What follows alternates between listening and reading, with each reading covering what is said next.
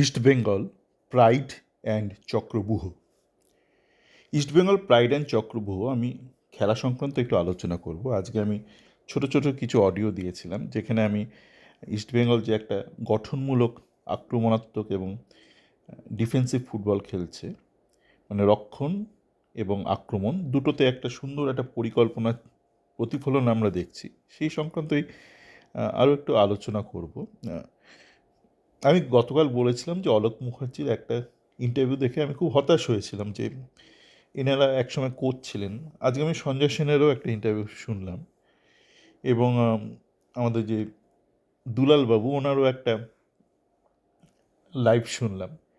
তো আমার বিভিন্ন ইউটিউবার, সাংবাদিক, বাঙালি কোচ, এদের দেখে বেশ হতাশ লাগে।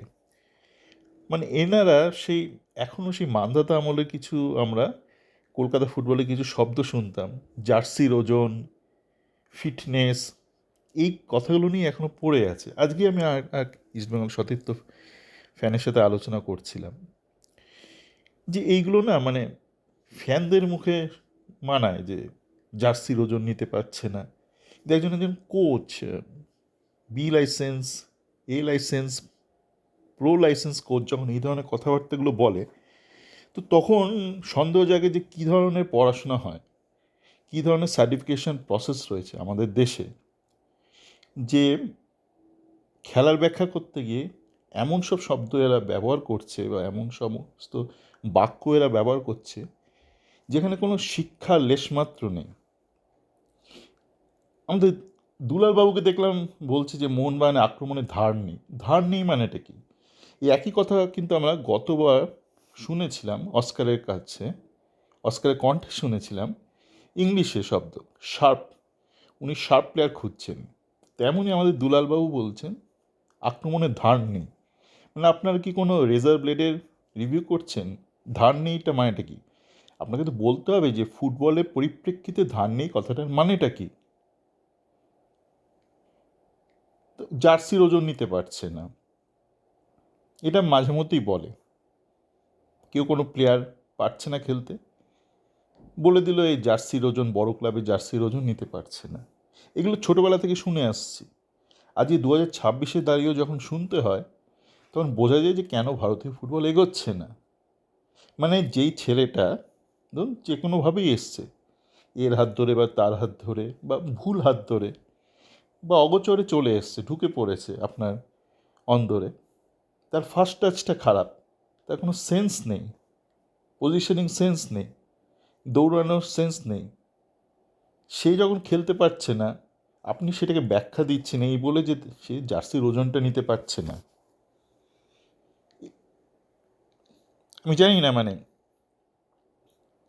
এই মুহূর্তে আমি যাদেরকে দেখছি, মানে যাদেরকে রোজ আমরা দেখছি, বাঙালি কোচরা, বাঙালি ইউটিউবাররা, বাঙালি মিডিয়া, এরা একজনও ফুটবল বোঝে না। আমি খুব মানে হতাশ এদের দেখে। তার মানে কি এই যে বাংলায় কেউ নেই? নিশ্চয়ই কেউ আছে। বাংলায় যদি নাও থাকে, তাহলে অন্য কোথাও থেকে, অন্য রাজ্য থেকে বা অন্য দেশ থেকে আমাদের আনতে হবে, কোচদের আনতে হবে। এই যে আমি বললাম যে আলোচনাটা করছিলাম যে ইস্টবেঙ্গলের বিভিন্ন গোল কীভাবে হয়েছে, কীভাবে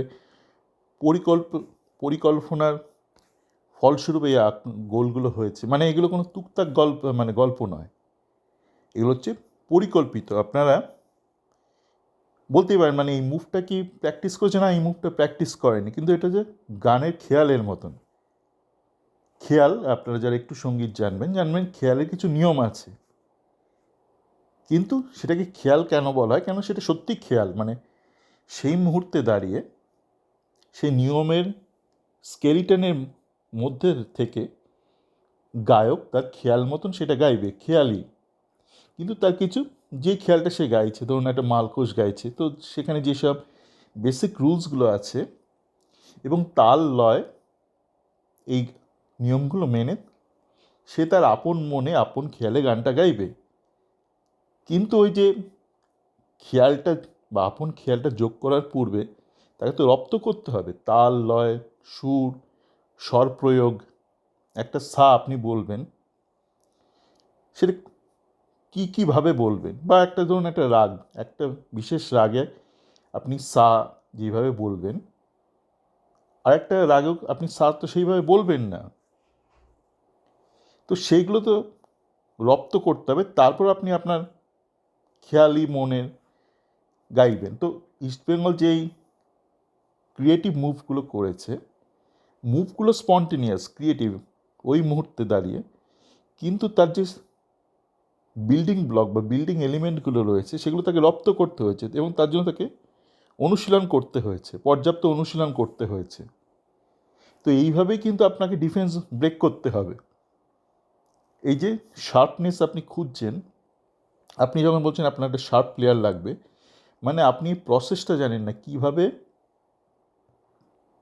স্কিম করে বা একটা সিস্টেমের মাধ্যমে আপনি অপোনেন্টের ডিফেন্সটা ভাঙবেন। যখনই আপনি ওটা জানবেন না, তখন আপনি সেই পুরোনো দিনের হিন্দি সিনেমার মতন চাইবেন আপনার একটা সুপার হিরো থাকুক আপনার সিনেমায়, অমিতাভ বচ্চন, ধর্মেন্দ্র, মিঠুন চক্রবর্তী। আপনার স্ক্রিপ্টের কোনো মা বাপ নেই, আপনি চাইবেন আপনার সুপার হিরো মুভিটাকে সুপারহিট করে দিক। তো এই হলো হচ্ছে সমস্যা। এই যে আমার এই আগের কয়েকটা অডিও শুনে, একটা অডিওতে আমার এক সতীর্থ ইস্টবেঙ্গল ফ্যান, উনি বিদেশেই থাকেন, উনি সুন্দর লিখেছেন যে ইস্টবেঙ্গল যে মুভমেন্টগুলো করছে, সেই মুভমেন্টে রিদিম বারবার ব্রেক করে দিচ্ছে বা ডাইরেকশন ব্রেক করে দিচ্ছে। যেটা আমি বললাম যে আপুইয়া ওই বোধহয় তৃতীয় গোলটার ক্ষেত্রে মানে মাথা ঘুরে প্রায় পড়ে যাওয়ার জোগাড়। তার কারণ ওই হার্দিক ভাট যখন রানটা নিল, তার আগে যখন আপনার বিপিন সিং পাসটা দিল, বিপিনের একদিকে ডাইরেকশন, ছ্যাট করে আরেক টোটালি ডিফারেন্ট ডাইরেকশানে মুভ করলো হচ্ছে আপনার হার্দিক ভাট, ভেতর থেকে ডান দিকে। তো এই যে হঠাৎ change in direction, change in momentum, এইগুলোই দ্বন্দ্বে ফেলে দেয়। আপনি যদি একই গতিতে চলতে থাকেন মালগাড়ির মতন, চলছেন তো চলছেন, মানে গানের জগতে আপনারা যারা আছেন জানবেন, ওই তবলার কিছু মেশিন পাওয়া যায়, এ চলছে ধা দি না না তি না, ধা দি না না তি না।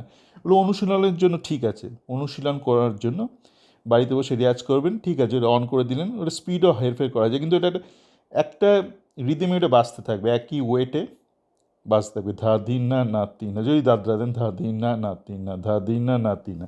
কিন্তু আপনি যদি তবলের সাথে গান গান, এবং তখন তবলিয়া গানের যে কম্পোজিশন, সুর, শব্দ, সেই অনুযায়ী সে কিন্তু ভ্যারিয়েশনটা আনবে, এবং সেখানেই মজাটা।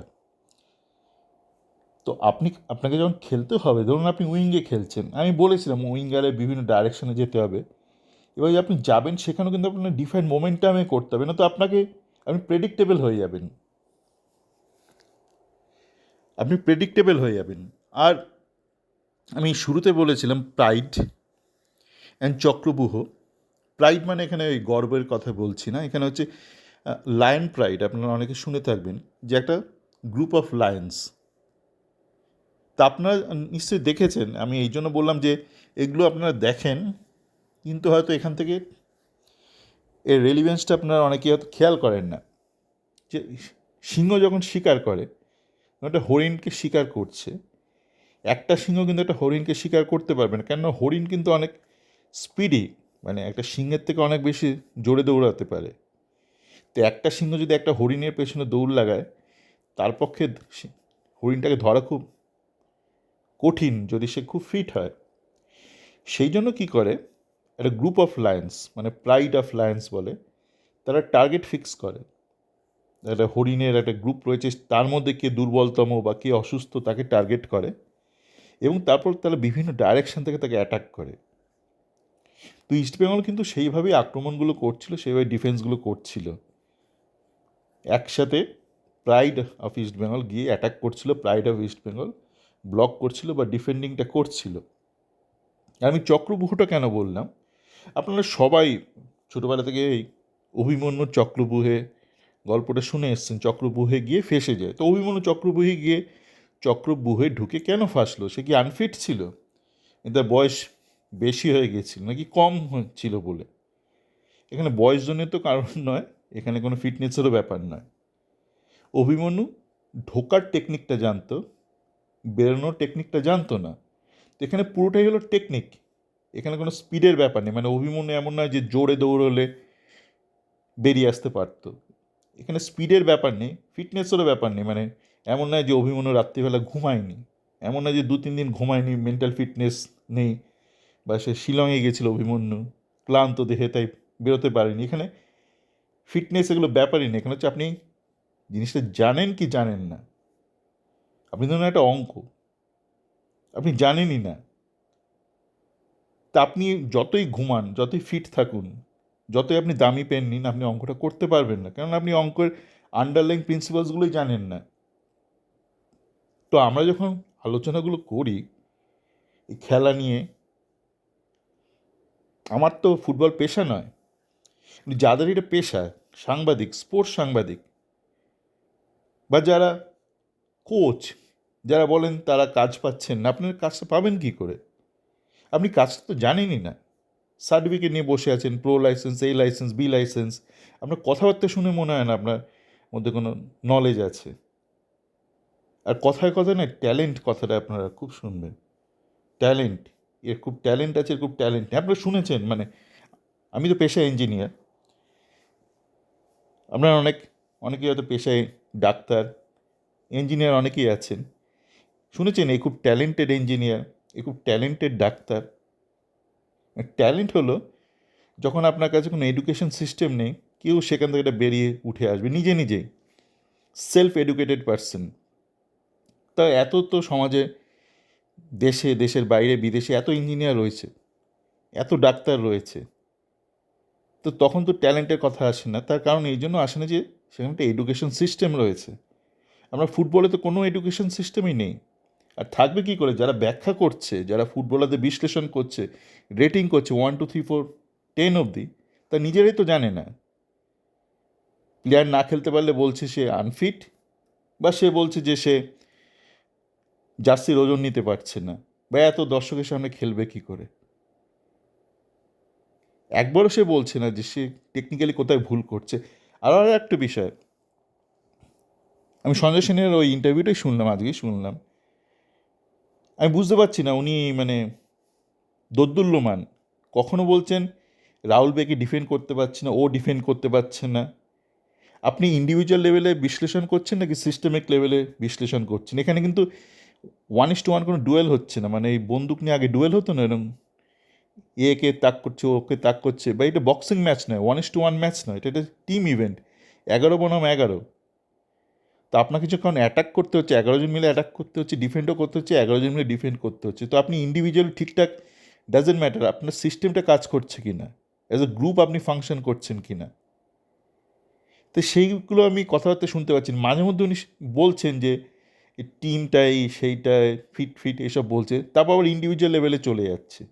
ইন্ডিভিজুয়াল লেভেলেও আপনাকে ঠিক কাজ করতে হবে। যখন আপনি ধরুন একটা নাটকে অভিনয় করবেন, একটা নাটকে তো সমস্ত কিছু বেঁধে দেওয়া আছে, একটা স্ক্রিপ্ট রয়েছে, তো স্ক্রিপ্টের মধ্যে আপনাকে ইন্ডিভিজুয়ালি আপনার কাজটুকু করতে হবে। কিন্তু ধরুন স্ক্রিপ্টটাই বাজে, স্ক্রিপ্টের কোনো মাথামুন্ডু নেই, তো আপনি ইন্ডিভিজুয়াল লেভেলে যাই ইচ্ছা করুন না কেন, আপনার নাটকটা দাঁড়াবে না, আপনার সিনেমাটা দাঁড়াবে না।